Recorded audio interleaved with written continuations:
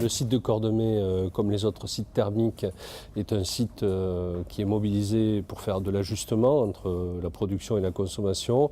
Et lorsqu'on rencontre un contexte comme celui qu'on va vivre cette semaine, eh bien, à ce moment-là, on prépare les installations à fonctionner à plein régime.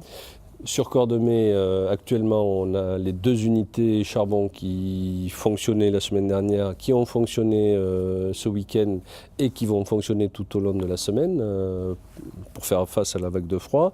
Ce qui est un peu plus exceptionnel et qu'on a moins l'habitude de voir, c'est l'appel aux tranches fuel, qui sont vraiment sollicitées uniquement dans le cadre des vagues de froid. Donc là, à l'heure actuelle, on a démarré l'une des tranches fuel. On s'apprête à démarrer la seconde pour demain. Donc vous voyez, tout le monde est mobilisé techniquement, les agents de la conduite, les agents de la maintenance.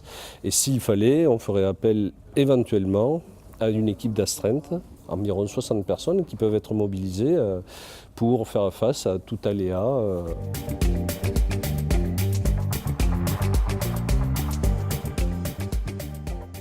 Sur ce qui est annoncé, le pic de consommation devrait intervenir mercredi soir, la pointe de 19h, vous voyez, avec une consommation prévue de l'ordre de 95 gigawatts.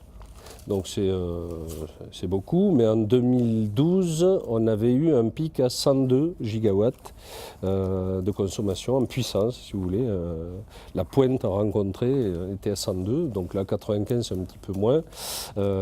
Pour Cordemais, c'est exactement le même type de mobilisation. Voilà, il faut être capable de faire la pleine puissance sur tous les groupes de production.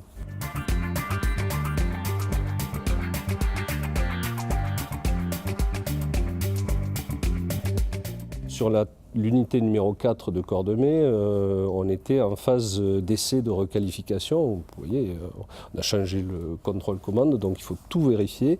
Et on va suspendre pendant la semaine les essais de requalification pour délivrer de la puissance à un régime stable sur cette unité qui fonctionne à l'heure actuelle d'ailleurs.